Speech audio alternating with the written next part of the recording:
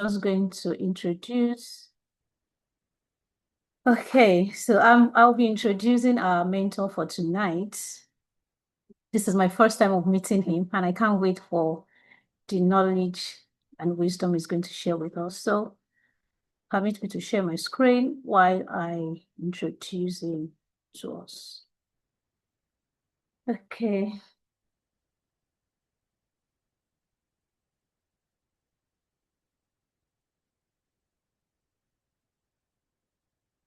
Please let me know if you can see my screen.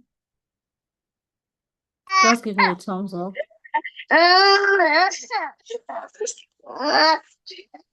Can you please mute your mic? Thank you. Okay, so like I said earlier, our mentor for tonight is Dr. Emmanuel Idenyi, and he's going to be taking us on financial intelligence, rewiring your mind for wealth and stewardship. And I'm going to be reading his bio. Dr. Emmanuel Idenyi, popularly known as the Millennial Entrepreneur, is a chartered marketer, chartered economist, and accomplished business and finance consultant, specializing in strategic business repositioning, particularly for MSMEs in Nigeria. With over a decade of multidisciplinary experience spanning marketing, banking, entrepreneurship, and human capital development, he has become a respected voice in enterprise transformation and leadership growth. As the CEO and lead consultant of EMAB Global Concepts, Emmanuel provides advisory and training services that strengthen organizational structures and promote sustainable business growth. Over the past 6 years, he has trained more than 5,000 professionals across the public and private sectors in areas including strategic repositioning, forensics audit, and fraud investigation. He is the creator and host of the widely followed Business Digest broadcast on social media, where he shares actionable insights on entrepreneurship, finance, and investment. His thought leadership continues to shape the mindset of emerging entrepreneurs and business leaders across Africa. As a graduate of marketing, global consumer marketing, and financial management, Dr. Emmanuel is also a chartered human capital development expert and a passionate advocate of ethical, faith-driven business practices. He believes deeply in the hand of God as the foundation of sustainable success. Dr. Emmanuel is happily married to his wife, Abigail, and they are blessed with 2 children, Guyojo and Enyojo. I believe I pronounced those names correctly. So, ladies and gentlemen, with a clapping ovation, you know he cannot see you, but I want you to welcome our mentor for tonight as he takes the mic and take us on a journey of financial intelligence. Are you guys clapping at all? Okay, I can see the claps. Okay. Thank you Yeah. very much. I can feel the energy in the room. If you can hear me, keep clapping. Okay. Thank you very much. I know you can hear me. So thank you once again for having me on board.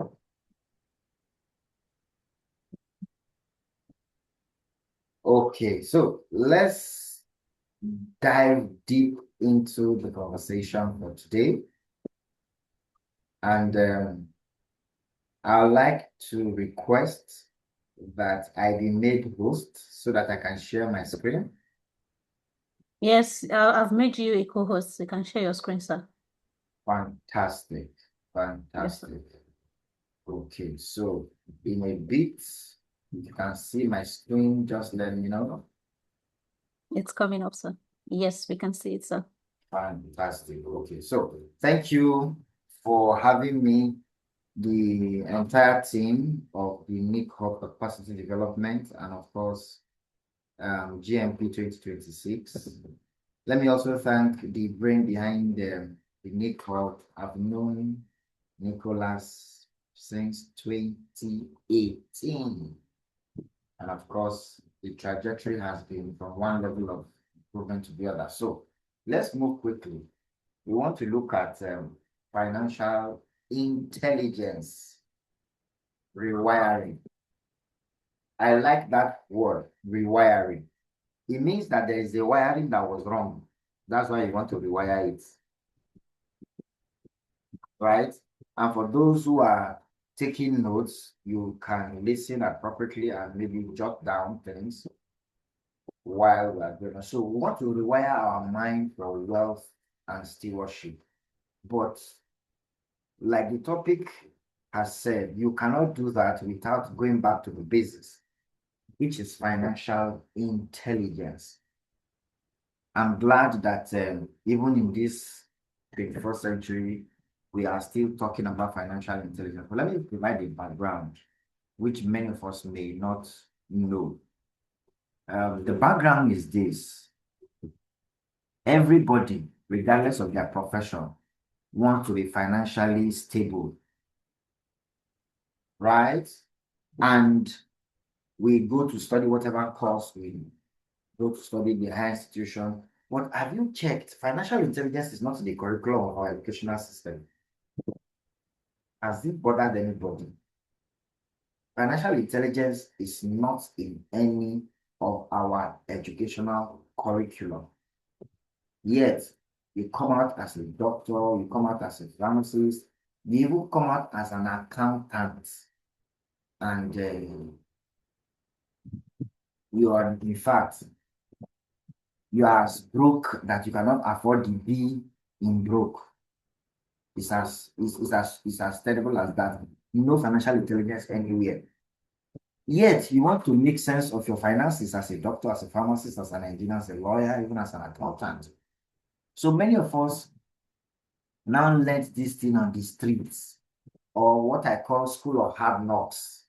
You make a mistake, you just keep going, or God helps you, you have a mentor that has gone through that route, he has made the mistake, he doesn't want you to make the mistake, and of course, he's willing to provide the guidance and leadership. So financial intelligence is almost like emotional intelligence. It's a life skill.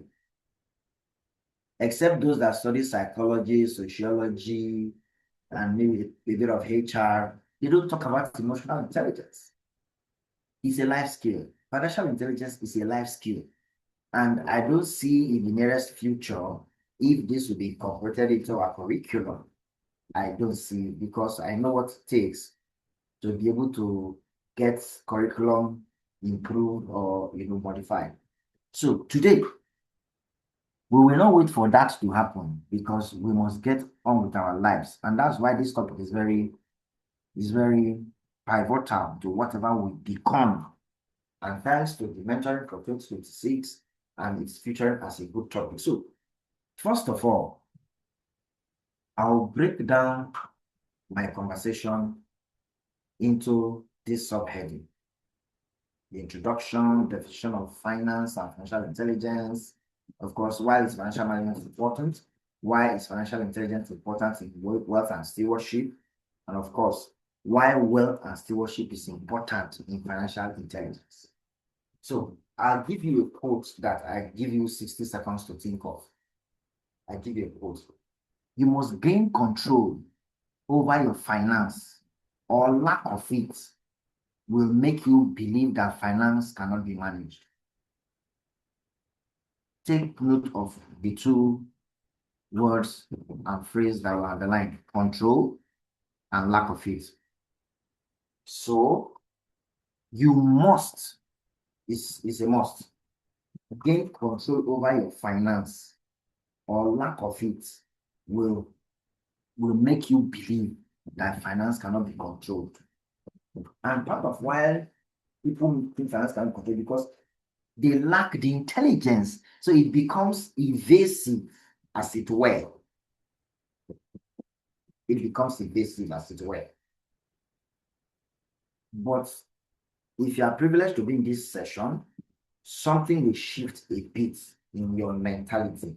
And I know there are going to be questions and answers, so I'm prepared to attempt and answer all questions, but follow me gradually so that you will not miss on any of the points that will be shared. So what is financial intelligence? But before we look at financial intelligence, I want us to look at finance. So if you can see my screen, finance is a discipline that deals with money and other financial resources and how it is generated, invested, and sustained for an individual or an organization.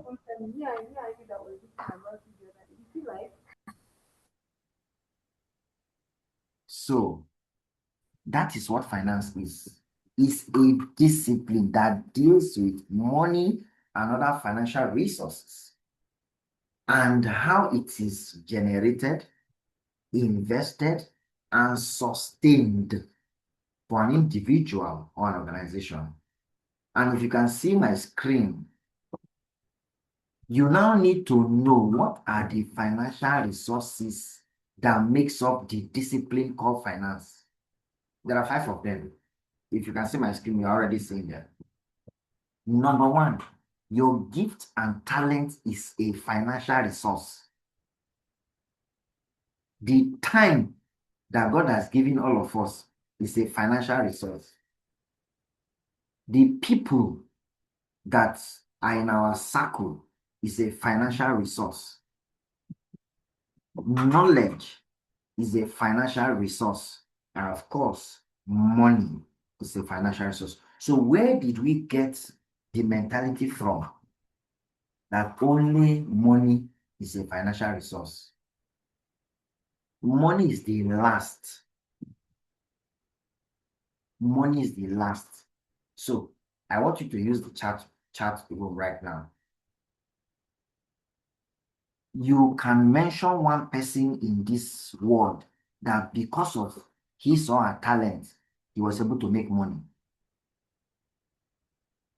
You can mention another person in this world that you know that because of how they manage their time, they made money. You can mention another person that you know that because of how they manage people, people are your social capital, they made money. You can also mention at least one person that because of what they know, they made money. So imagine you take out the first 4 and you give somebody money. They will not be able to manage it because they lack. Yes, I love that. I'm seeing JJ Okocha, I'm seeing Ronaldo. Yes, these are people that what they had, either gift or talent, how they use their time, the people in their circle, what they know, gave them money. So money, by simple mathematical calculation, is only 20% of financial resources. Clock that. Let me use the Gen Z language. Clock it. Yes, James Clare. So imagine you have an opportunity to choose, and the person tells you, I don't have money. Let's check out the first, second, third, fourth. Wouldn't you be able to make money? The answer is yes, but it can only be yes depending on the level of your financial intelligence. If you are following me up to this point for 15 minutes, I want you to say yes in the chat room. If you are followed up to this point, I need a yes in the chat room. Thank you, Peculiar. Thank you, Watevilaba. Thank you, Jessica. Thank you, Rina. I can see you. Thank you, Deborah, Mary Usman. So at this point, I have damaged your ignorance because many people thought that finance is only about money. Money is the fiat currency. So those of us in the chat room, how much of your talent have you used? I need you to tell me. I've not started. Somebody said I broke the table already. No, now we've not started. We've not started. So the table is still standing. I don't know which table just got broken, but I'm just trying to arrange it, you know. So do me a favor in the chat room. Your gift, your time, your people, your knowledge, how much of it have you used in your lifetime to make money? Somebody say 50%. How much of your gift have you? Somebody say 25. It's not even personal. How much of your time? How much of your people? How much of the knowledge? I need more responses in the chat room. I want to see Mary and Daniel. Somebody say 15. The Yorubas will say Lobaton. Somebody say 25. So, have you seen, before we even start, that almost somebody say 10%, somebody say zero completely. So, have you seen that the money, the fiat currency is not the problem? It's not the problem. Because you failed to use either your talents and gifts, you failed to maximize your time, you failed to maximize the people who are social capital, you failed to maximize the knowledge. Now, so let somebody write the word. Let me break another table so that we will just spoil the table before we will continue. Write the word knowledge in the chat room, capital letter. The word, write it in capital letter. I want us to simulate something very quickly. Okay, now, yes, thank you. Yes, I like the energy in the room. Can you write the first 4 letters of the word knowledge? Just write the first 4 letters. Just no. Okay, hold on. No. Can you write the last 4 letters also? The last 4 letters. You've written no. Write the last 4 letters. 4. Edge. So hold on now. Hold on. Now, knowledge is what you know that gives you an edge. Did somebody clock that? Knowledge is what you know that gives you an edge. Somebody has clocked it. So, knowledge is what you know that gives you an edge. So, what happens to the L in the middle? It speaks to learning, it speaks to leverage. So, hold on a minute now so that we'll just finish the table. So, if you know something that gives you an edge, what do you know? Your gift and talent, the time, the people, the knowledge will give you money. But many of us have not used any of before. That's the challenge. If knowledge is what you know that gives you an edge, how much of your gift and talent have you used? If what you do today stop being, if your certificate no longer serves you, what else can you do to earn a living? Have you asked yourself that question before? Have you asked yourself, if this my certificate is no longer useful, what else can I do? That thing that you can do is in the first 4. Either your gift or talent, either how you use your time, either how you relate with people, social capital. The Yorubas will say that eniyan laso eyan. I will interpret. People are your covering.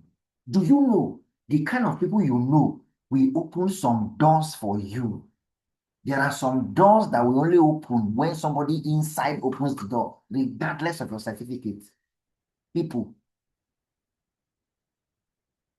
So now we have been able to establish, sorry if the table has been broken, but we have been able to establish that money is not the only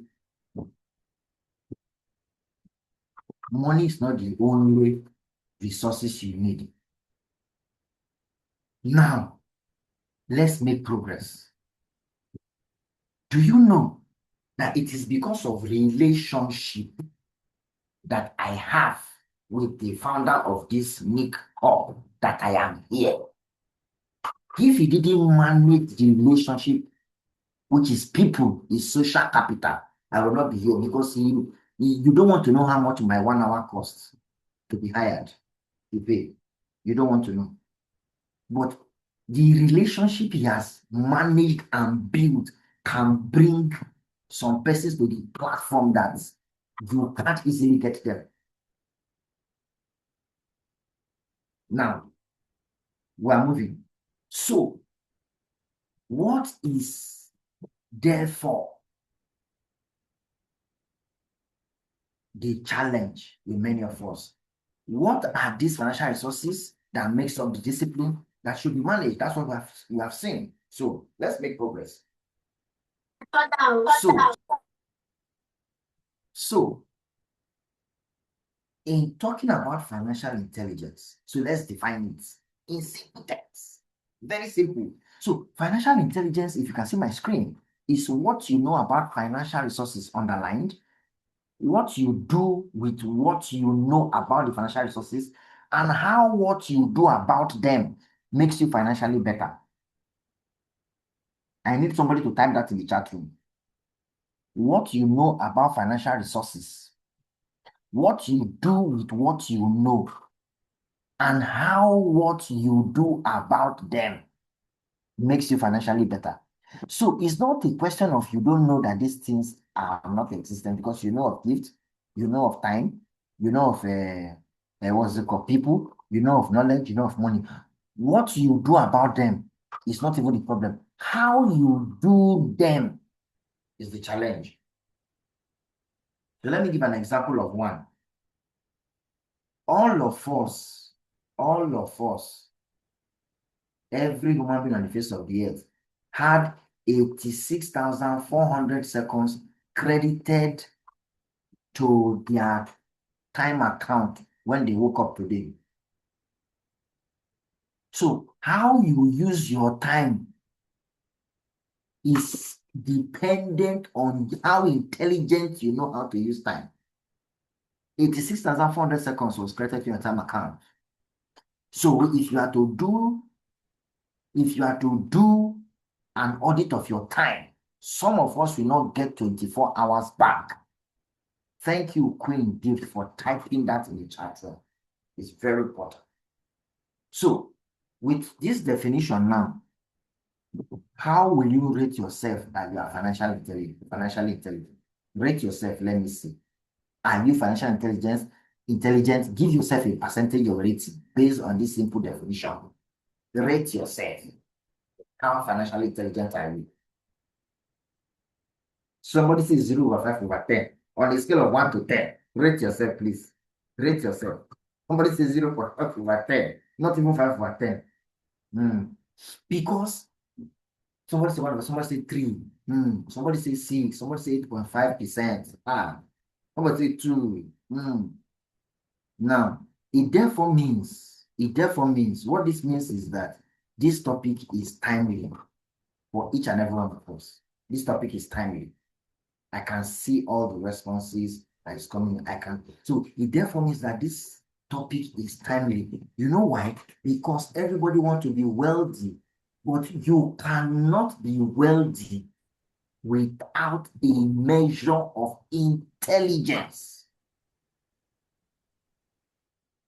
These 72, or let's say 70 of us on this call, minus me, you cannot. It doesn't answer to prayer and fasting. It answers to the level of intelligence that you have. Because knowledge is what you know that gives you an edge. And that edge can only answer to the knowledge part and how you appropriate it. So, you know financial resources. You are doing something about them.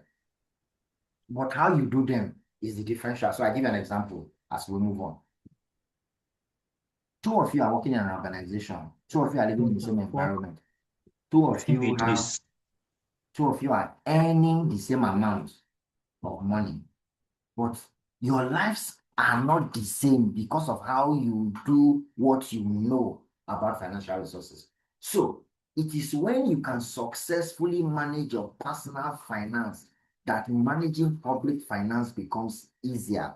But we have people with poor financial management skills being saddled to manage the public finance, and this is bad leadership at the peak, unfortunately.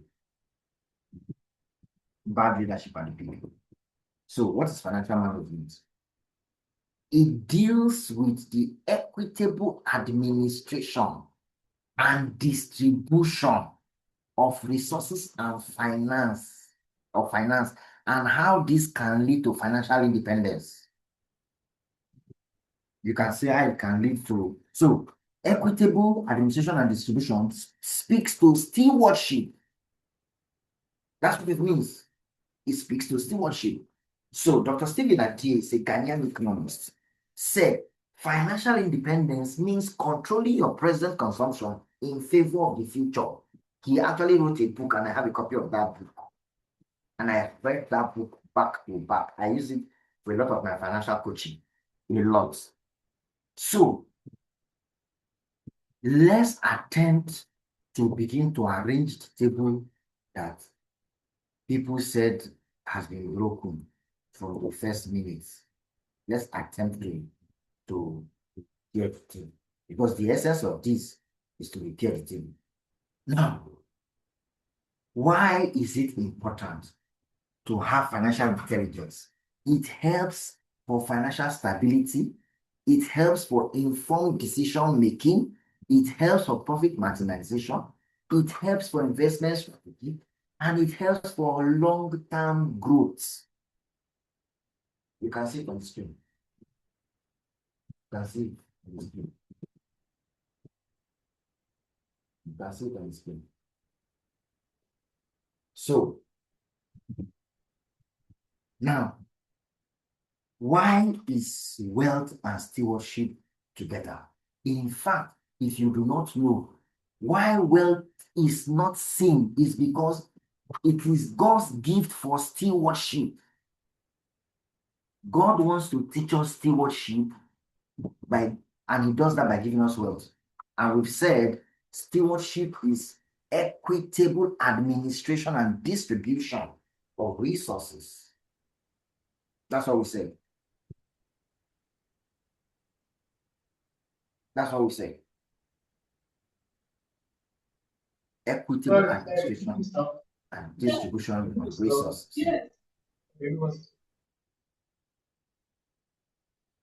So, there are 3 stages of wealth building, if you can still see my screen. 1, control. 2, margin. 3, impact. Don't forget, we say controlling your, remember this definition that I gave. You must control your finance, or lack of it will make you believe finance cannot be managed. It's not true. So we are coming here now, and you are seeing that we say control is the first. When you control, that is when you know what margin is yours. After getting control, you start to experience financial margin. Now you work to increase that margin and make confident and strategic moves with excess you have. That excess you have is what you use in making impact. But you must gain control first. Lydia Sweat said, you must gain control over money, or lack of it will control you for the rest of your life. That's what Lydia Sweat said. One of the popular finance experts that we have in the world. You must gain control over money, or lack of it will control you for the rest of your life.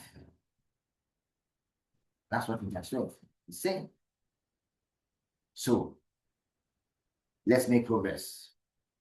I'm sure up to this point we are following, because I know many people have plenty questions to ask, but again, we will take questions at the end of this. So, make progress. What is black tax? Because Black tax can affect wealth. Black tax, I'll explain. Now, black tax is a term that originated from South Africa, and it refers to money that black workers, especially professionals and other high-income earners, give to their parents, siblings, and other family members, often out of obligation or deep ingrained sense of family responsibility.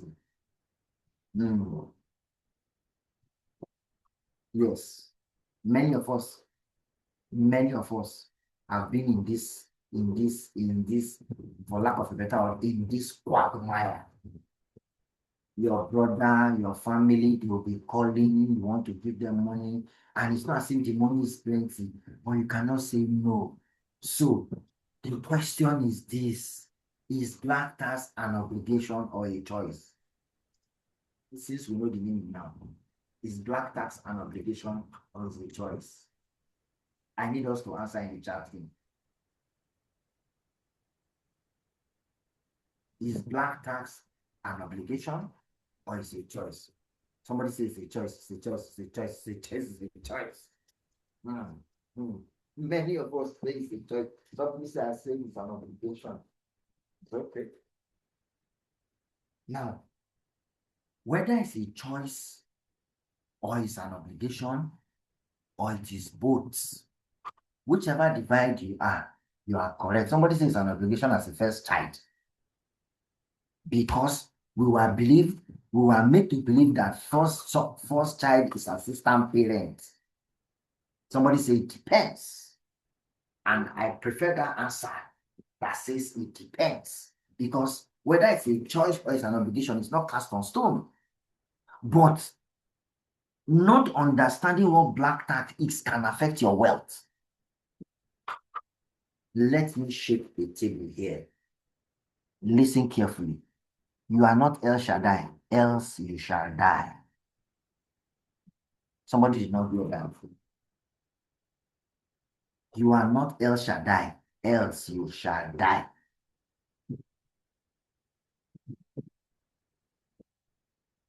Now, so, no, not your brain is intact. Don't worry, your brain is intact. It is only God that is El Shaddai. For those of us who are Christians. So you are not El Shaddai. And there is no amount of help you help people. You can never satisfy their need. Because even if you put your head on a platter and hot for some people, they'll tell you the platter is not straight. The Yoruba, sorry, I'm making reference to Yoruba. I've studied a lot of Yoruba history. I'm not Yoruba. But the Yorubas will say, Ayele. So all of us have to understand that you cannot, and I have personal experiences to share on this black tax thing. And because I've worked in the bank, I know what this means. I worked in 3 banks for 13 years in Nigeria, and I left banking 9 years ago. So 9 plus 13 is 21 years. So I have first-hand experience. You cannot satisfy anybody. The best you are doing is only best to you. Some people will say you are not even doing enough. But it will erode your wealth creation because you are trying to build wealth. And in trying to build wealth, you must exercise discipline. And that is where intelligence comes, because when you are financially intelligent, it leads to your financial literacy. It means that you have been able to, do some things for yourself, because many of us, and that's where the challenge is, which is another table I'm breaking. And this one, if you break the table, no apologies. Do not, as a matter of emphasis, let somebody's lack of planning become your financial emergency. Do not let somebody's lack of planning becomes your own financial emergency. Please put it in the chat room. Don't let somebody else's lack of planning becomes a financial emergency. And that is where you have to do a divide between whether it's an obligation or whether it's a choice, or whether it's a or whether it is both. And that is why I said there must be budget for your generosity. Budget your generosity. Budget your generosity. If you do not budget your generosity, even your whole salary, you will share it with people, it will still not be enough. So you must budget your generosity. Don't let somebody else lack of planning become your financial emergency. What if you have emergency? Can you run to them? Most times you know the answer. I know the answer. I know the answer. I'm sorry, the table is shaking, but we need to shake it because we want to have sense. We want to have sense, which is the financial intelligence we're talking about. Budget your generosity. Okay, put those family requests in a budget within the ambit of your resources. Okay, for instance, if Abubakar earns 100,000, he can say 20% of 100,000 is what he has budgeted for generosity. If Adebayo earns 200,000, if he says 20%, his 20% is still 20%, but is higher in amount than that of Abubakar. But you must budget it. Hey, Mr. Danso, he said I will just be giving plenty people bass boosts after this lecture. Please go ahead and give them bass boosts. Please go ahead. Because something has to shift from your mentality, because this is supposed to possibilitate your mentality and how you manage resources. So just imagine that you are this frugal with your gifts and talent, your time, your people, your knowledge, not just money. Somebody will collect bass boosts after this lecture. They have to collect that so that they will know that something has happened to you. That's the point. So if it is either an obligation or a choice, you must budget your generosity. You must budget your generosity. As a matter of fact, you must budget your generosity. Just give yourself 2 seconds and take a deep breath about this thing you have heard.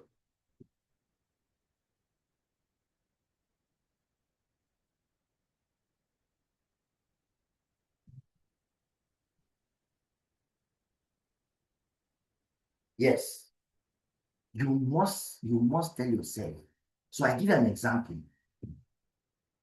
One of my cousins I sponsored through the university. She's my real cousin. Her mom is my dad's younger sister.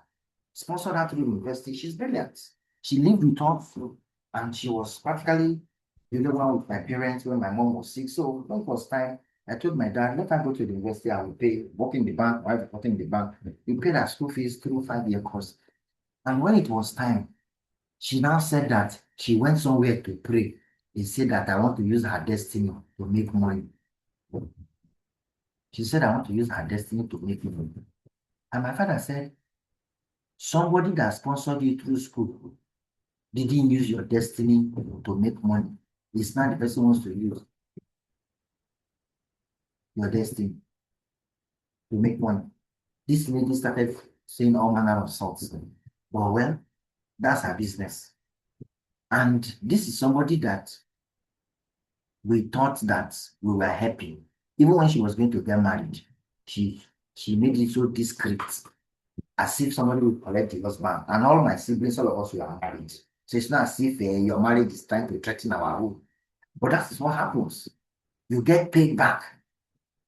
But there are people that we have helped, and they have come back to say that if not because you helped me, I wouldn't have been where I am. So there are bad stories and there are good stories. So ask yourself, black tax cannot stop because there will always be family members. In fact, if you are a typical African, they will say if somebody dies, there's a contribution they make from your family. All those, I even did one today because when my father died, that person and his siblings also contributed. So it was like payback. And at times, it's not as if there are plenty money. It's just that it seems that everybody is broke when it is time to make such contributions. That's the challenge.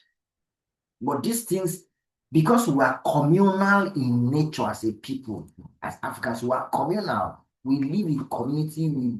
We survive in a community. You cannot shy away from those things. So you cannot shy away from them. Don't let anybody deceive you. We are Africans, but you must put a budget to it. And the challenge many of us have is we don't know how to say no without feeling guilt. Me, I can tell you now, and I will sleep well. Nothing will happen.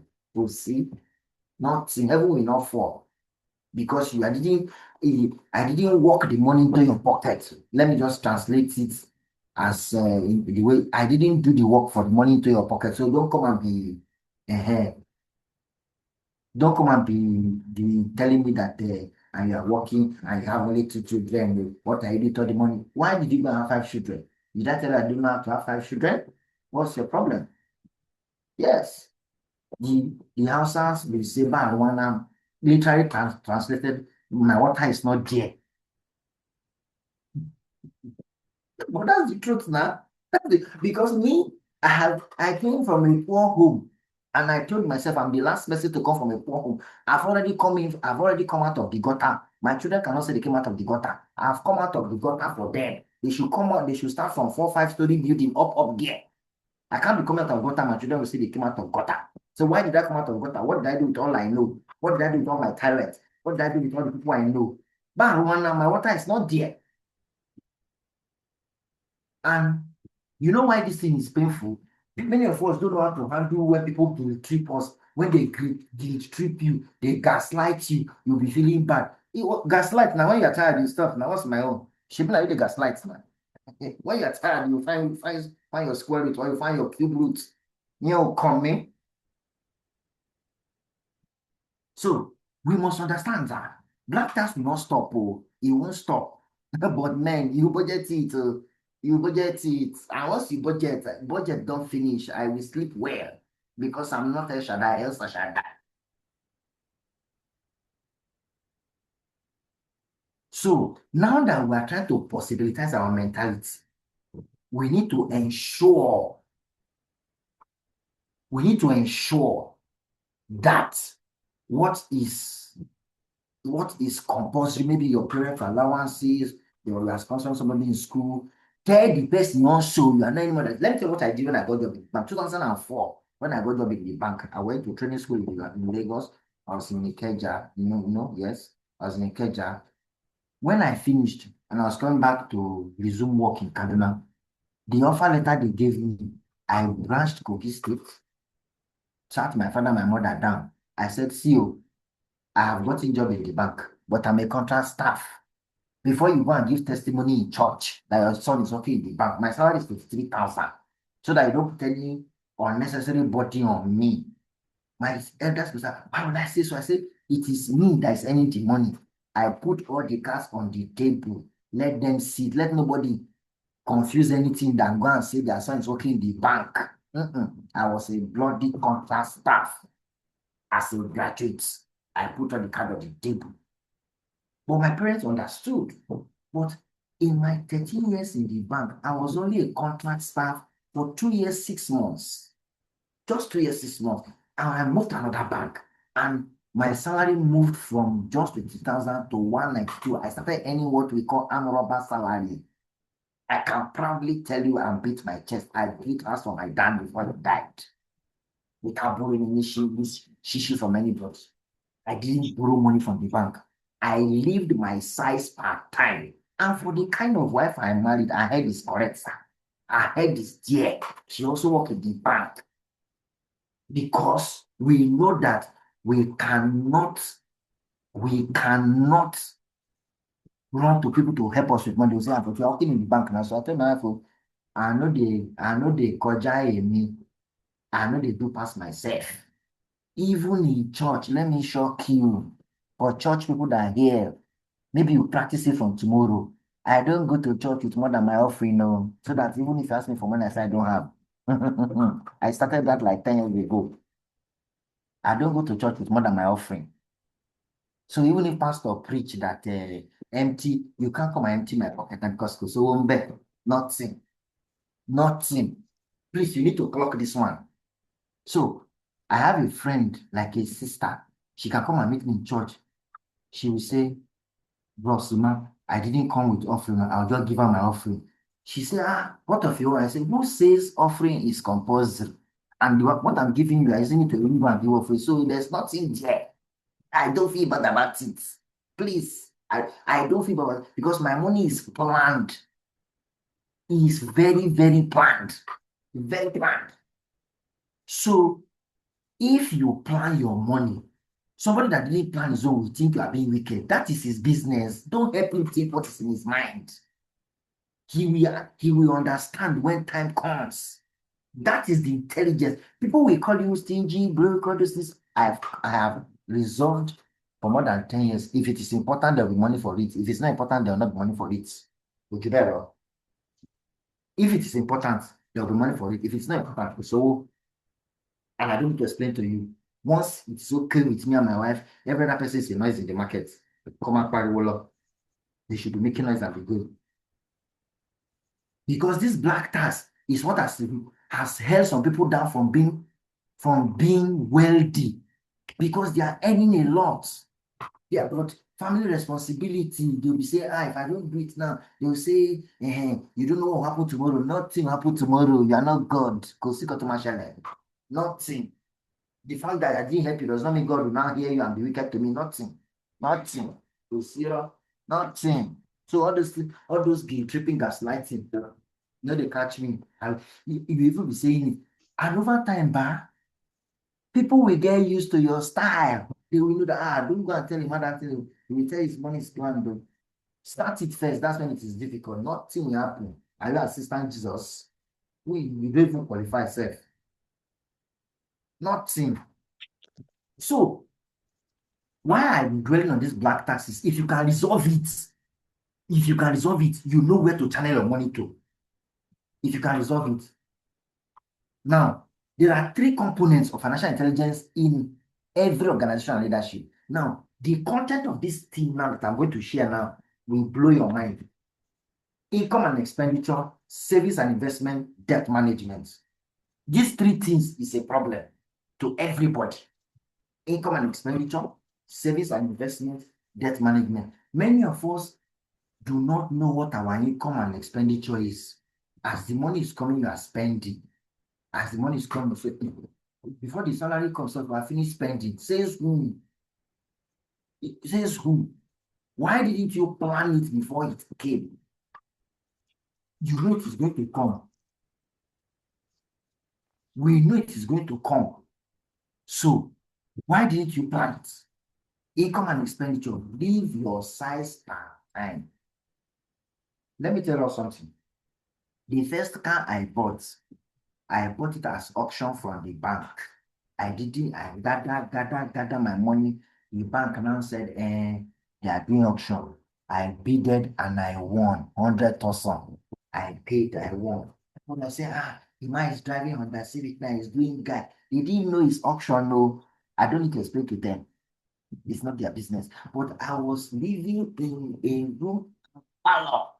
I didn't rent 2-bedroom flats because I'm not impressing anybody. Because many of us buy things we don't need to impress people we don't like and sell it off at a loss. Social proof. Buy things you don't need to impress people you don't like and sell it at a loss.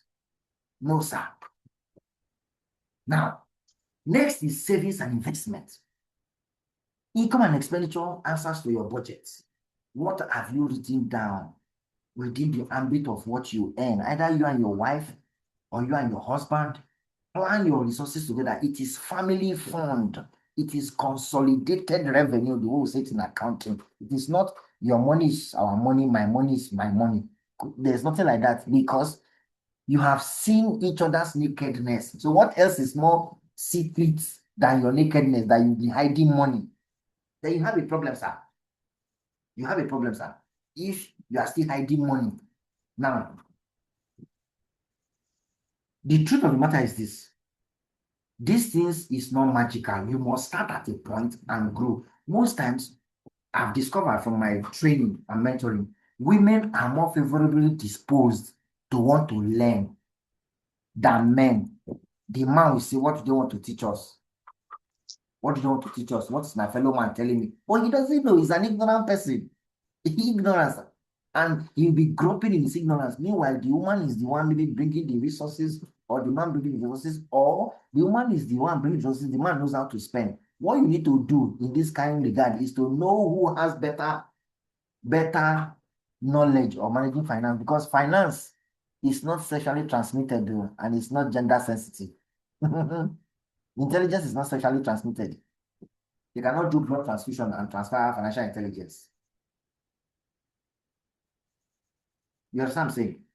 Thank you for affirming that if I am a man, but this is just the facts. That means it's something you can resonate with. Then savings and investments. You must. Don't say my salary is not enough. It can never be enough.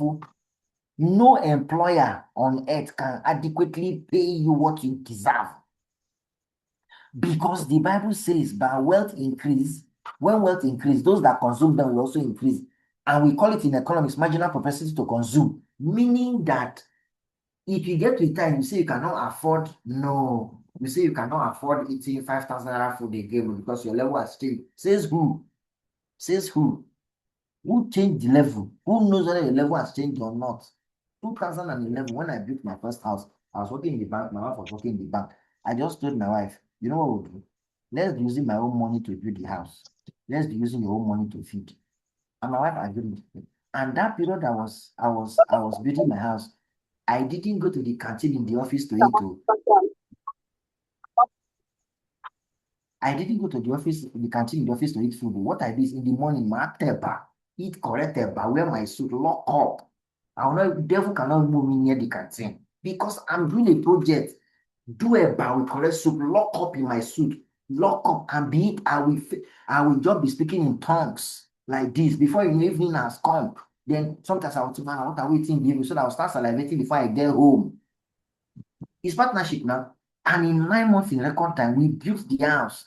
People are saying, Emma, you built house? Somebody say, we didn't do tea. Tea, bow. Tea. Tea, how many slices of bread on me? Working, no tea, because I don't have money to eat lunch. I don't have money to eat lunch. So if you do tea, you're looking for lunch, I will eat it back. And gallant inside my soup, lock up. Go and sit down between my work. That one will hold me till the end of the day. Because that was what we could afford that time.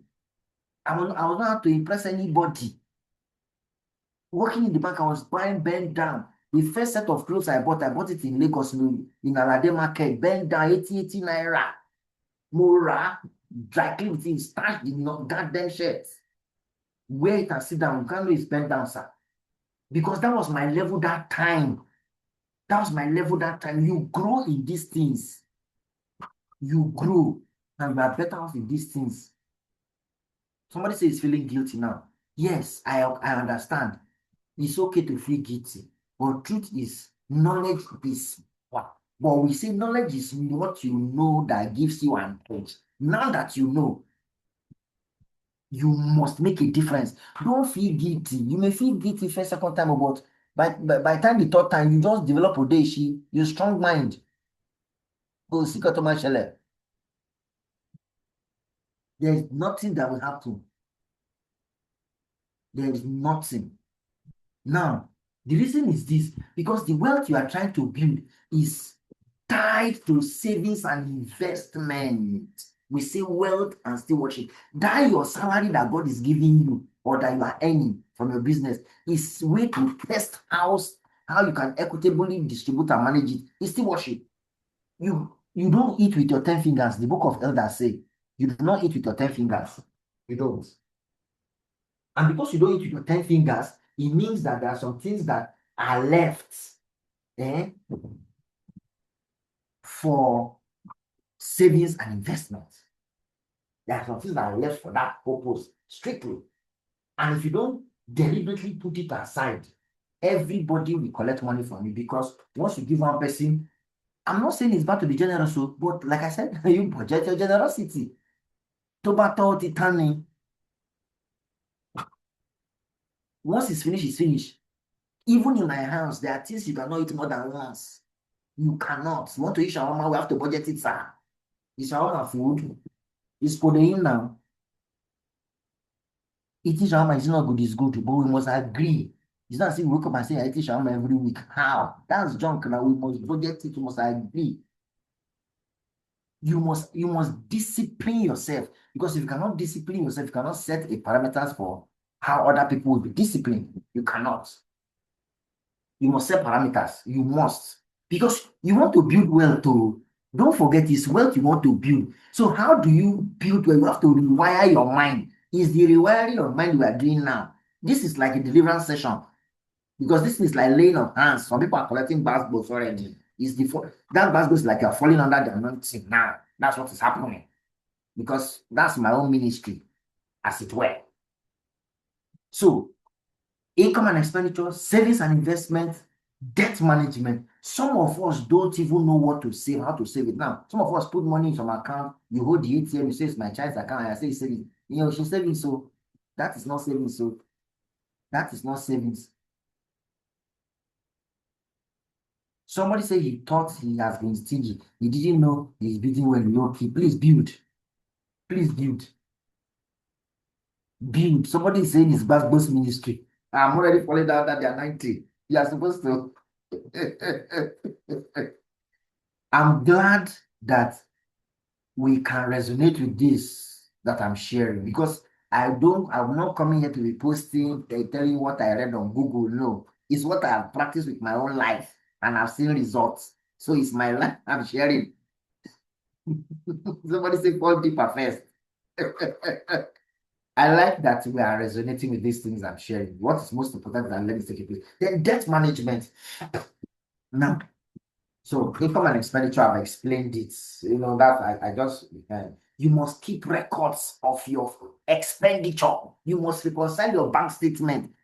Don't send money to people that some of us don't get a bank statement. Be wondering, I just collected 50,000. I don't know what I did with it. Really? Abi they do you need? I don't understand. You must be able to account for every couple that leaves your account. And that's why you must put proper narration for your own personal reconciliation. It's very good. Record keeping is good. If you're in business or in your finance, you must keep record. You must keep record and reconcile it. Me, I reconcile my bank statement every week. I'll just put now these days now you don't need to go to the bank again, you print from your app. Reconcile to be sure, okay, I gave this person money, okay, this one. Or this money came in, what do I do? I even have an Excel on my laptop. I track every inflow, so that I will know what I can spend. Now, savings and investment. You must be able to save some money, no matter if you are the type that believes in paying tithes as Christians or as even Muslims. Once you pay the tithe, save an amount. Save an amount. Many of us, we borrow money that we don't need. We borrow money that we don't need. Now, see this picture. This picture is showing this person borrowed money. He definitely needs a shoe, but the shoe is bigger than his size. And because the shoe is bigger than his size, it's not serving the purpose. That's what some of us do with debt. We take money from debt as debt. Debt is good, but you end up not using it for what it's meant for. And what you do is for meant for, don't forget, you are still going to pay that money back as loan. You are still going to pay it back as loan. And if you pay it back, you should be able to look back and say, this is what I did with this money. So you have looked at these three things: income and expenditure, savings and investment, and debt management. Why? Because these are the three things you must look at in building wealth. That money that is coming to your hand is a way to test your stewardship level. Because if you are not a faithful steward, you cannot be wealthy. The Bible says, he that is faithful in another man's, God will give him himself. And he says, he that is faithful in me too, he will give him what? Look at the parable of the talents in the Bible. The man was traveling and gave his servant 5, 3, 1. And one he did. In theology, that was a typical explanation of how God deals with us. That's why some of us, our talents are dormant. Not because we do not have talent, but because we have refused to put them to use, it has become dormant, and maybe that is the avenue God wants to use you to build wealth for your life, to even save that family that are using black tax to kill you. It is very important to know that God gives us what we need per time to build wealth. Your chest, nothing is wrong with your chest, it's intact. Don't worry. Your chest is working well. Your chest is working. So it is on this note I want to pause here before I conclude and take questions. Let me hand over the mic to the moderator session.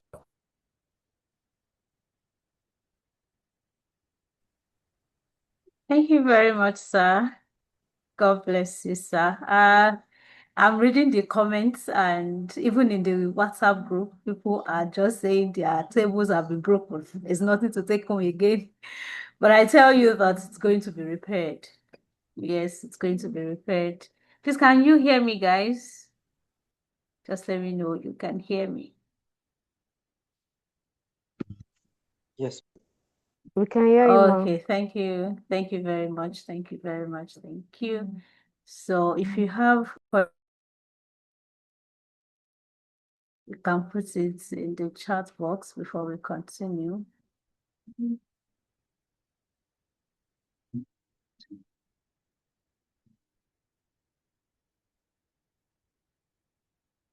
Or if you like to unmute your mic, just raise your hand.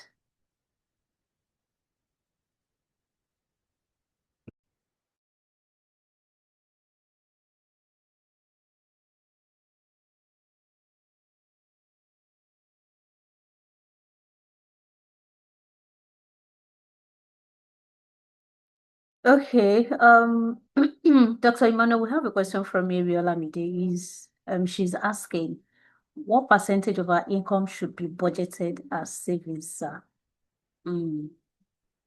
Okay, straight answer to that question, and I get that kind of questions regularly. I personally advise people that 10% of your income, for instance, if your salary or take home is 1 million naira, over time that you do budget, you know the nature of your expense as a family, what you normally fueling or house rent or student school fees, food, because statistics shows that 57% of our income goes to feeding. Yes, and Nigerians are people that eat a lot of food. So how much should you save? I usually advise based on percentage. So, and that percentage cuts across. So if today you are earning 100,000 and I advise that you save 10%, do you know that if somebody earning 1 million naira saves 10%, that percentage is still much. So I advise percentage basis, minimum, because it is meant to be saved to do something tangible, either a project or an emergency. So 10% minimum is what I usually advise. But if you earn well and you don't incur basic expenses like paying house rent, which is major for some persons, you can do more than 10%. You can do more than 10%. Then it means that you have to cut down your expenses, leave your size per time. That's what we call financial equilibrium. Leave your size per time. So do 10%. Basic. If you can do more, fine. So it's not everything that your eyes see, your what's it called? Your pocket want to purchase, because some of those things you don't even need them. You only carry the weight by flamboyance. So, but by the time you start with 10%, you will now discover that I can actually do more. Can actually do more. Okay, I can actually cut down here. Maybe you are planning on increasing from 10%. Then you increase it from there, depending on how you earn. Okay, thank you so much, sir. That's a very fantastic answer. And I hope everybody wrote that down. Yeah, leave your best minimum. Okay, another question from another person is asking, he said, thank you, sir, for this session. My question is that, okay, I'm about to lose this question. Sorry for that. So this is from Usman Joel. My question is that I keep saving money, and after a while, the money I save will end up saving my life because I'm not a salary earner. What advice do you have for me, sir? You save That is money the to save essence. your life. That's the essence of saving the money now. So if the money is coming to save your life, that means you are not at anybody's mercy. So if you are not saved those money, what would you have to fall back on? Because money saved is either for investment or for emergency purpose. So if you are not even saved the money, what would the money would have been available to save your life? So let me give you an example now. I give an example. Now, I did an educational investment savings for my daughter when she was giving birth to in 2008. I was saving 20,000 every month for my daughter for 16 years unbroken. 16 years unbroken. 20,000 was my limit. I saved 20,000 every month for 16 years. And when it was time to enter the university, I didn't need to look for money. The money was available for her to enter the university. And she's studying medicine in the university right now. In fact, I Wow. saved the money in an interest yielding account that was 7% compounded because I had the knowledge that this way to put the money. So it was savings, but it was an investment for her school fees. So if I had not saved it, would the money have become to save my life? So what I advise for people is, as you save, get to an extent that you can invest, either buy land or buy financial instruments in commercial banks like treasury bill, bonds. These are instruments, these are investments that yield faster. Saving in the bank account, there's no interest here. The interest is small. So instead of you to save in commercial bank or not in your account, buy some of those instruments that the bank sells. And of course, you can fall back on them as it were. So you are saving money to save your life. You have done well for yourself. It means that you didn't constitute a nuisance to anybody. You didn't constitute a nuisance to anybody. You didn't run helter-skelter. Some people are working, and before the end of the month, they don't have anything. Or when there's an emergency, they're looking for people to borrow money from them, that they'll give them prostrated check. No. So what have you been working for? So what you should do, get to a minimum point that you can invest that money in something that yields interest, so that you even enjoy the interest instead of the principal. Like I have some money in what we call mutual fund or treasury bill or bond. Is the interest I'm enjoying. The principal is there. The principal is there. Yes, thank you very much. Any other question? I can see a lot of questions are coming in Yes, now. sir. Yes, sir. We have from Olajumoke. So, Olajumoke says she cultivated a habit of saving last year, like late last year, and she's been consistent. So she's asking for advice on what type of investment can she do. Okay, straight answer. She has been saving money. She has gotten to a level. Move that money to mutual fund straight away. Mutual fund, all commercial banks do it. The interest is compounded. It's far more than the interest on normal savings in the bank. Or you go and buy treasury bill in the bank. Treasury bill interest is fantastic. I did last year 17% for 1 year, and the interest on it alone, based on the amount I invested, it's almost $1 million, the interest I got. And that ₦1,000,000, it's not as if I go and blow it. I can spread it for my expenses in the course of the year. Every month I'll be taking 100,000 because I'm not paying rent. I'm living in my own house. I know how much I spend on fuel. I know how much I spend on upkeep in the house. All those things. I budget my generosity also. Even my offering I give in church is budgeted. I don't give more than a certain amount. If I preach anything, I'm not giving more than that. After I don't even go to church more than my offering anyways. So I budget it. So you must tell yourself that truth, because your reality is not somebody else's reality. So don't look at what people are spending and want to spend. Some people are spending their interest. You are spending your own capital, because they won't tell you they are spending their interest anyways. You just want to go along. So that money you have saved, put it in mutual fund, put it in treasury bill, and you can see the interest. You can even enjoy the interest. That's just basically. Thank you. Okay, thank you very much, sir. So, I'm seeing another question from Deborah, which I think is similar to what Joel asked. So she says that okay, let me just read it. What if you already budgeted on what you want to spend money for a month? You want to spend for a month and something emergency came up. Is it wise to touch the savings or just pretend that you don't have at that moment? Because most times my savings always save my life, but I'm always unhappy. So I think this is what they're trying to ask, sir. So let's say I'm saving money to buy a car, for example.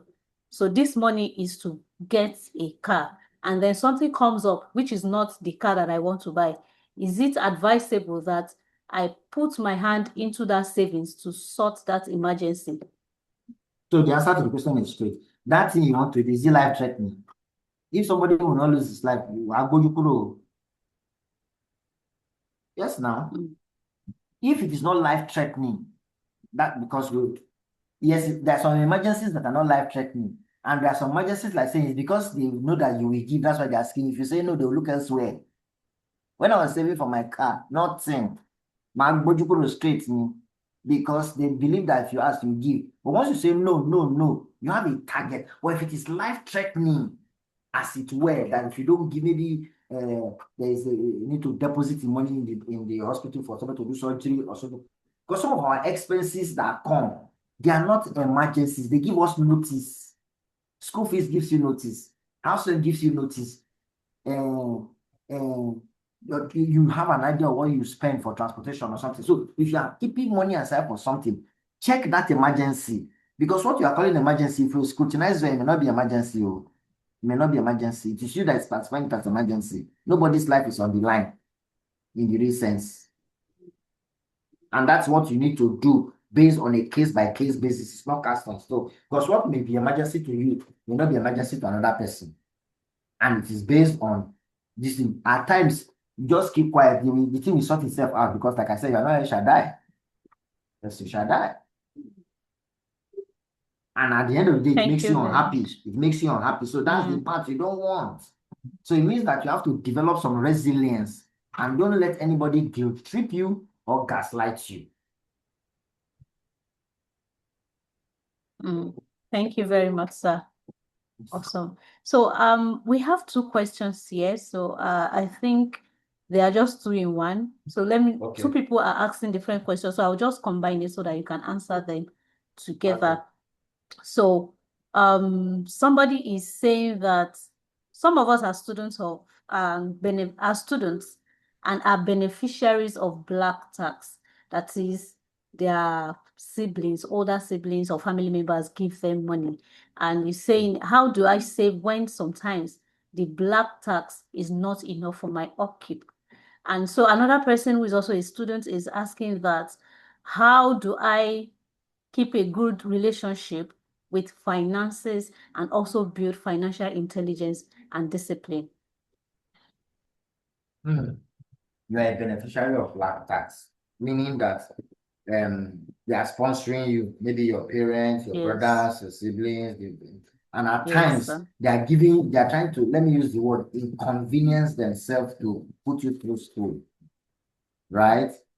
Meaning that you should tell yourself that I know this money is not enough, but I must not be entitled to it. Because at times you may ask for 10 naira, you may ask for 10,000, they give you 7,000. You may ask for 20,000, they give you 12,000. It's not enough. And if it is not enough, based on the fact that they are not sponsoring you, it's not coming as much as you expect. So what would you do? Cut down your expense. My daughter is in the university, and the university she is, they don't cook, they eat food. I make sure that she's saving that money and sending it to her. I'm using it to teach her stewardship. So at times we withdraw allowances to see how she will cope. It's stewardship. I say stewardship here, and stewardship does not come cheap. It's not comfortable. It's not pleasurable. So you will deny yourself at times to see what will happen. I usually ask this question when I do my financial literacy class. Where is it written anywhere in any dictionary, in any Bible, in any Quran, that we must eat 3 times in a day? Where is it written? It's not written anywhere. But we have accepted and we have made it part of our life that, okay, we must eat 3 round meals. Some people say it's 3 square. How can 3 be square? So let's call it 3 round meals. So deny yourself of some things. Deny yourself of some things. It's not pleasurable for those people. Don't make it look as if you are entitled to it. Understand what they are going through. That's answering the black tax person sponsoring. Then you begin to tell yourself, how will I make these people happy? What will I do to make them happy? Either by your results or either by reaching out to them, just greet them, not because you're asking money. They want to feel that they are contributing. They want to feel appreciated. And at this point, you don't even have money to give them. You know what to do to give them, show concern, reach out to them, do the best you can, of course, good grades, which is what every parent or every sponsor wants. At the end of the day, it's just a passive phase. You are a student, you'll not be a student that is collecting money forever. There are some students that, yes, they are big students now and they are earning and they can still assist.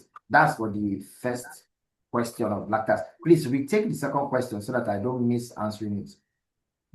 Okay, the person is asking that as a student, okay, because I already, okay, how can I build a good relationship with finances and also build financial intelligence and discipline? Okay, how can you build a good relationship? Now, the first thing is we said, your money, your talent is a financial resource. Your time is a financial resource. The people you have is a financial resource. Your knowledge is a financial resource. Your money is a financial resource. We make this mistake and think only money is financial resource. Like I tell people, many of you many ladies wear bone straight and their lives are not straight. You can't be wearing bone straight and your life is not straight. Your life has to be straight first. Or you say you want to be financially intelligent. You have not bought one book to read into the head that you are using wig to cover. How many books on finances have you bought to read? Even 1,000 naira book. But yet you are wearing a wig of how many thousand, covering a head that there's nothing financial in that head. It's a problem. So how do you build? This is a platform. There are several platforms that will teach finances. There are very free seminars. There are seminars that you even pay to attend. There are seminars that grant you access to people. Pay for them. Some of you will never have access to me if not for this platform. So if you are not on this platform, you will possibly meet somebody like me that you are speaking, that you are hearing from. So that is the way to build it.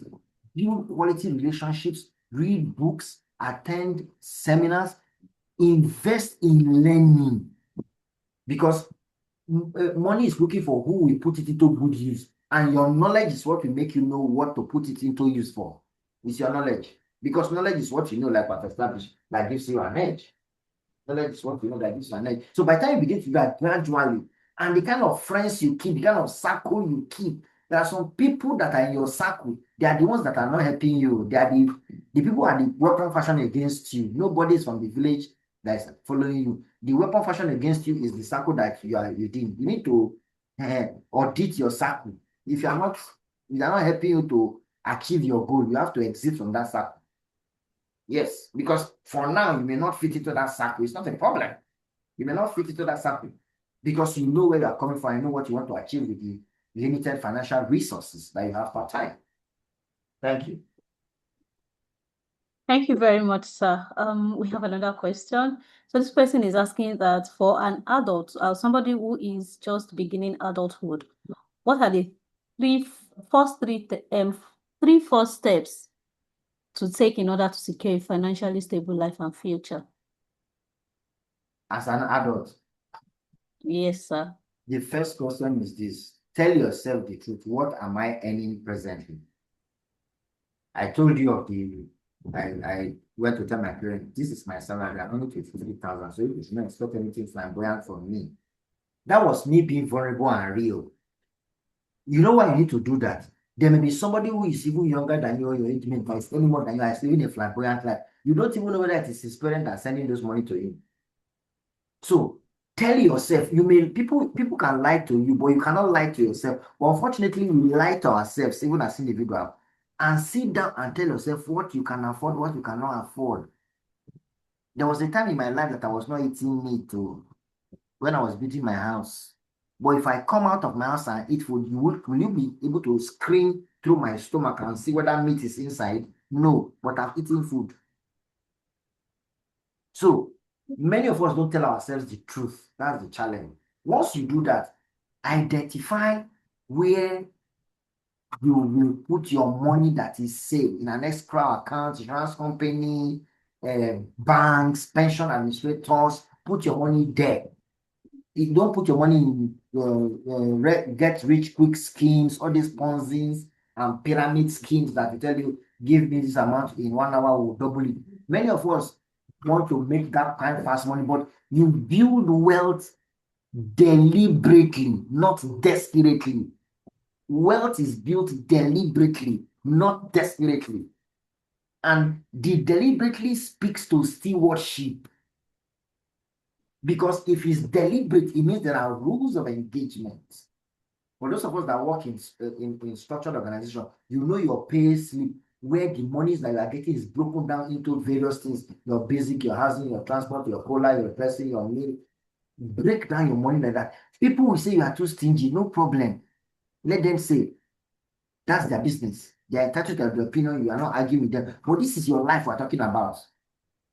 That way, you are invariably building a resilience for tomorrow for people to trust you with resources and trust yourself. Because if you cannot manage your own resources, you can't manage any other person's resources. That was the opener we gave, that we said that people cannot manage their personal finance and are saddled with responsibility to manage public finance. There's no way they can manage it. So you must do that. Don't buy things you don't need now. There are things you think you need now. Separate your need from your want. Basically, separate it within the ambit of your income and resources right now. Separate it. That is just it, basically. Thank you. Okay, thank you very much, sir. Someone said that you mentioned land banking and they want you to put more light on it, sir. Land is a resource, is an asset that you can put your money.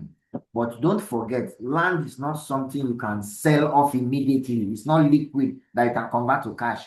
But if you have enough money, you can buy a land and keep, because land is one of the assets that appreciates. Depending on where you are buying the land. A land I bought 80,000. No, not 80,000. Yes, 80,000 in 2006. 80,000. I sold the land 16 million in 2025. Because that time, that 80,000, I would have as well bought a shirt with it, bought a jeans with it, but I used it to buy a land. And the government just woke up one day and did a road through that place. And the building started coming up there. What I was regretting was that I would have bought more than I bought. But at least that's an example. So if you have enough money to put aside to buy a land, don't mind that it's in a bush, in a forest. Ensure you do your due diligence. Ensure you are not being scammed.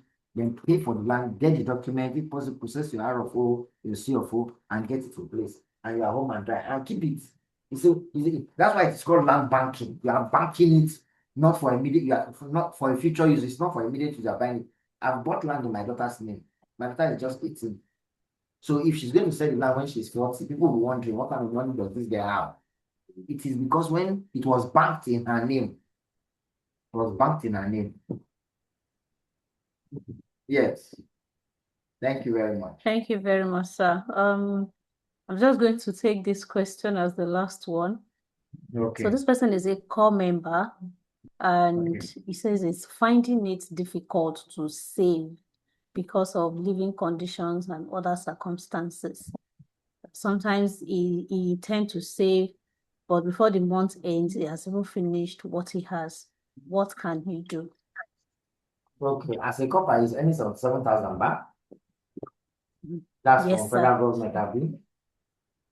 Yes, sir. Maybe his place of primary assignment is paying him something. I don't know. Let's assume they are not paying.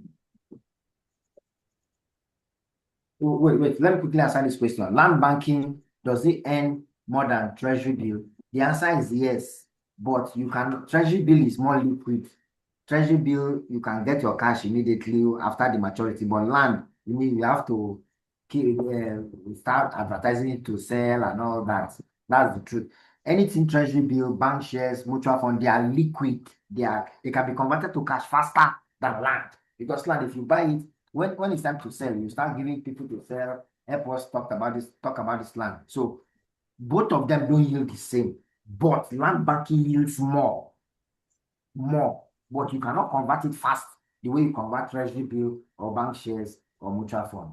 Those ones you can convert them faster. I needed to address that so that as it pop up. So back to the question of the copper. So even if this copper that is complaining, but even if they pay the copper 100,000 today, that money will still not be enough. I mentioned nobody can adequately compensate you or pay you enough that is worth you. When I served 2001, 2002, my salary was 3,800. We were the ones that was the last set to collect 2,800 before they moved to 7,500. But do you know, I was saving 300 naira from my 3,800 in 2001, 2002. Thankfully enough, where I was serving, I was given accommodation, and my place of primary assignment was paying me. So the 3,000 they were paying from place of primary assignment, I was also saving it in the bank. I was living a very simple life, nothing flamboyant, because I know that I don't have any. My parents will not give me money. The last money my father gave us, I was going for NYC, was 1,800 transport money from Kogi State to Sokoto. That was the last money my father gave me. And I got to camp 3,008. I was telling myself, guy, you are from a poor home. Don't believe yourself. I was not going to Mami to drink, to take anything, because no devil can push me there. I was living a low income life. So 77,000, you may say, is not even enough. I know coppers that are saved from the 77,000. Maybe you are living in a place that you are carried away by what is happening around you. Tell yourself the truth. I cannot live the way these people are living, because you don't know what is funding that lifestyle they are doing. Maybe it's their parents that send them money. Maybe they have uncles that you don't have. Tell yourself the truth. You must not eat 3 square meat. You must not eat meat in a food. You know how you are brought up, except you are trying to live a life that is above your income. And we have always advised, live less than you earn. Live less than you earn, no matter what. Live less than you earn. Even billionaires that you see, look at what they spend their money on. They don't use some of them don't use the kind of phones we use. Is it because they cannot afford it? No, because that you can pay for something does not mean you can afford it. That you can afford it does not mean to meet your need. So tell yourself straight up. So you need to cut down your expense, and you know what takes your money more. Maybe you go out, is it transportation? Is it the kind of food, or is it maybe house rents? Because some couples I know are paying house rent, they're not finding it funny. That's the truth. But there are exceptions to this rule. Thank you very much. Okay, thank you very much, sir. Okay, there are no more questions from here, but we want to ask that can we send in questions to you in case we have more after this session? Because we have a lot of students who are finding it difficult to join the session because of network, and I'm sure they will definitely have questions too. That will not be a problem. Just send a question across. I will. Okay, somebody's asking a question. Let me take that before we shut down the session. What practical habits can one start implementing now to build and sustain wealth consistently? Somebody said, what practical habits? Cut down your expense to start with. Cut down your expense. Change your circle. If your circle is the one making you to spend more than you should spend, change the circle. Because some people, there is influence. Because they're in a circle, that's why they're being influenced. But for some persons, they are just being reckless. For some persons, they are living a life that is fake because they came from reach home, and that life is no longer there. That resources no longer to fund that lifestyle, then live within a budget. Once you put budget simply tells you where your money should go, and anything that's not within your budget, you don't spend. And don't let people guilt trip you, and learn to say no without feeling bad and go and sleep and drink water, and you'll be all right. Thank you, please. Thank you very much, sir. God That bless makes me, yeah. you. Thank you very Okay, much, I was sir. going to call you. Don't worry, I don't need to call me. Thank you so much, sir. I mean, we do not take this for granted, guys. I don't know if I don't know what to say tonight if you, for those that are not here this evening, really, for those that are not here, and this is Money Matters. Thank you for breaking it down to the simplest, relatable way, and we are super duper grateful. By the way, it's Nicola that is speaking, and the reason I specifically reached out to you to take this session was that the interaction I had with you in just those days and those few moments we spent together turns around my relationship with money. Like I don't know how to, as in it's like it's a practical thing. And tonight you have not just done justice, you are giving more than we expected. And thank you for doing this for free. Thank you for I don't know what to say, like, because when I wanted to reach out, I was kind of scared, but I mean we do not take this for granted. No problem. So if you guys know, you know that I don't want to go, but go check up around him, follow him on Facebook, and he does a lot of training and coaching. And his session, I think he had his session recently, and if you see how much people pay to get into the room, and you are giving, you did not hold anything behind. Thank you for investing. Thank you for believing in us, and we'll make you proud. God bless you, sir. Thank I'm you. big grateful. It's a pleasure. I'm glad. Thank you for this platform, and I hope we continue to mentor people through this platform. And of course, we'll be around to see the rewards of these seeds we have sown. Thank you very much. God bless all of you. Thank you. Thank you.